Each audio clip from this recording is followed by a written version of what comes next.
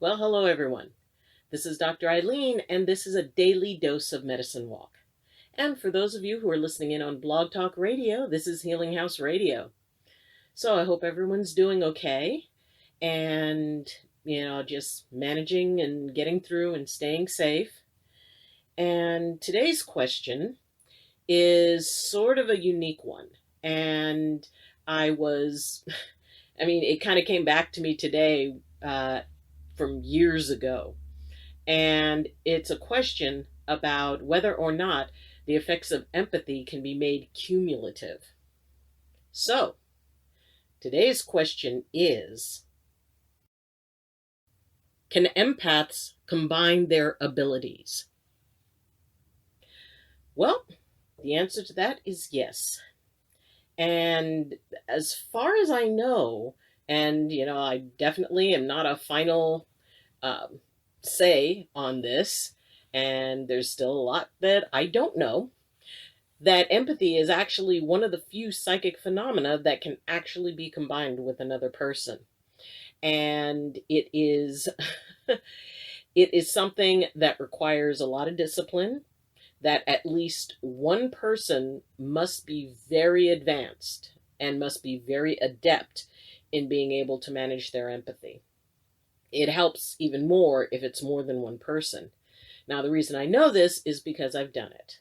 And I've done it in the capacity of doing healing works, group healing works, where you've got multiple practitioners working on one person. When you have more than one empath who is able to, first, you match the harmonic of the other empath.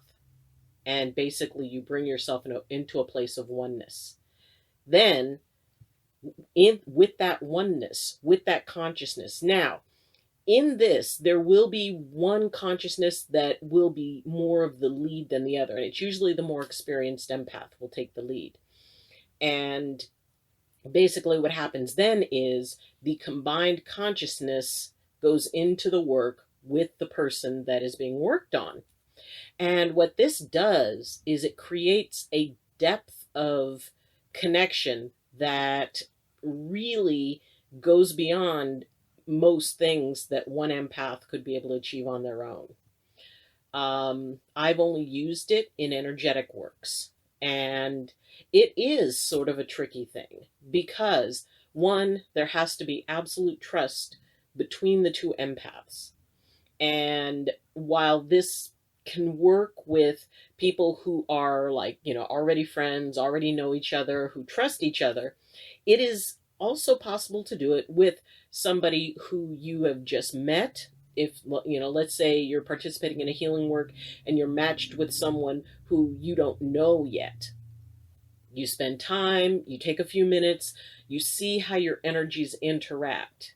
And usually what I will do is I will just kind of, be present with it. If I'm the stronger empath, then I will go ahead and, kind of see how the two energies blend. If we can blend well enough, then we can go ahead and go into the work. And there's a certain preparation that you do where you harmonize with one another and you hit that sweet spot. And then it's like, okay, now you go. And it really is an amazing experience because it is sort of like having two consciousness at the same time that you're interacting with. It is an amazing thing. And if people wonder, it's like, okay, does it work better with people who are, let's say, romantically involved or intimately involved? That can actually work against it. I mean, it can work if both parties are very disciplined and understand that this isn't about the emotional piece. This is about the energy. And you go into that neutral place with the energy because there's a certain neutrality that you need to be able to match someone else's frequency, because you have to kind of let go of your autonomy just for a little bit, which is where the trust comes in. And if you can be able to let go of that autonomy while at the same time be able to hold that sense of yourself without being restricted by it. And it sounds complicated. It really isn't once you have a chance to get into practice with it.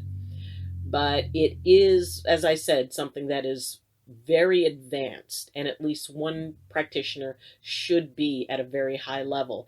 And the cool part with being able to learn that and to be able to work with somebody in that way is that, the more you do, the better you get at it. So if you're a couple who do healing works together, you make sure that if there's any argument, if there's any issue between you, maybe someone did not stack the dishwasher right, or maybe, someone is irritated about something that happened, the night before. You need to be able to let all of that go, to go into that neutral place, to be able to get that blending. And if there's something that's underneath, it's gonna come out in the work. And if there are issues between the two empaths, what happens is that translates into the work and into the healing work, and it can actually disrupt things. So make sure that you are able to just come into it, because that's a part of that prep. Is if you know each other, it's like, okay, is there anything between us? Are there any issues that we need to get out of the way now before we go into this? And that's why working with someone who, is a professional at it, and yet, you don't have a story built around them. And it is a really good thing to be able to just kind of go in, hey, hi, how you doing? Check each other's energies. How are we doing? How are we feeling? Hey, I'm picking up that, there's a little bit of something agitated, that I'm picking up. Is there anything you want to, talk through, or anything you need to bring up? Because maybe they had an argument with somebody else and they're still carrying a little bit of that. When you merge empathy, that comes out. There are, and also there is an agreement that, this isn't about going in and diving into the other person, into their psyche, into their energy. This is about matching the energy to perform a task, and then being able to gently separate it, and then everybody kind of, goes off in their own direction. This is not about, speed dating or something like that. And if there is, let's say, one person is attracted to the other person and they go into merge energies, that will come out. The other person will be able to detect it because it'll be on the surface. Generally, the agreement is you don't dive into someone else's stuff. You stay very surface. You only go as deep as is needed to do the work that you're going to do. And, it's very cool. It's very, in some ways, it can be, just kind of, okay, we're in here, we're doing this work. And then afterwards, it's sort of like if you're an actor and you have to act, as if with somebody, as if they're like a tremendous friend, or you love them, or whatever. When the director says cut, it's like, oh, okay, all right, we're done, and, you go on and, you do your, whatever things. And it's cool to be able to do that. And, and I also do, like, community theater.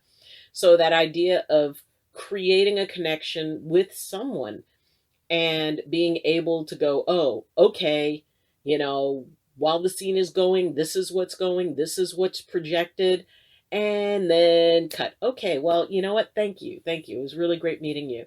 Nice to work with you. I look forward to working with you again. And then everybody just kind of goes into their separate ways. I stay single generally just because, I'm much more content with that. Do you have to, be worried about the idea of, like, okay, if you're going to, work with somebody as an empath, you're going to combine your empathy, you're going to merge it for a particular reason. And then it's like, oh, wow, they've got a girlfriend or whatever. It's like, I don't want anybody feeling uncomfortable. And usually I will also have a conversation if that I know that person is involved with someone who's at that event. I will talk to them, and we'll have like, okay, we need a group understanding here, and this is about the work, and that's it. So but it is fun. And one cool way to practice that is, if you get with your empathic friends and you just start, you can start off putting the hands together. Or what I like to do is you sit back to back and you just experience that person's energy. And because the back is a broad surface, it makes it a lot easier. Plus, it makes it a lot more comfortable because, if you're sitting and staring at somebody and you've got your hands up and you're looking them in the face, when you first start off, that can be a little bit intimidating, and it can feel a little bit, it kind of makes you feel vulnerable.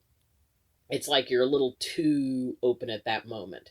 And depending on what somebody's history is, maybe, they've had some issues around that type of energy. But if you're sitting and you sit back to back, then, it's just that sense of you're not making a forward heart connection. And by back to back, it's just like a structure. You feel that strength, that sense of solid, support. And then you just sort of let the energy move back and forth.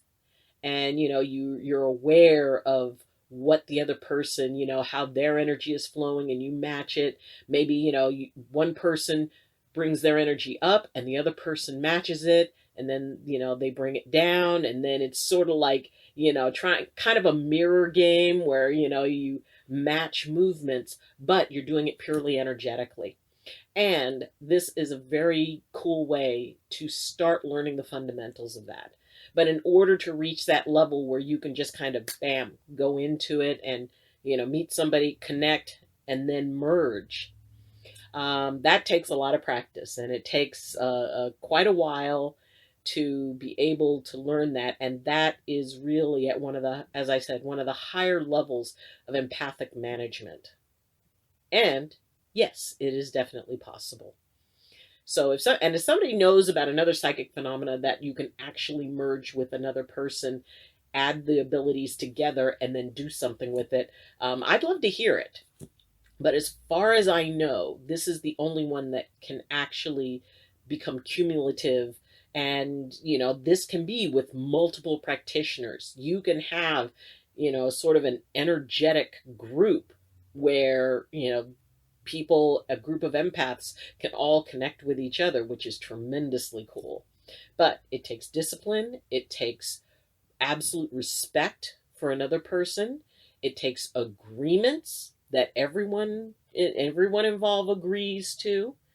Boundaries are set, and, it's approached in a professional way. It's approached in a detached way almost. But if you can manage it, it is amazing. And you can do some really, really good healing works with it.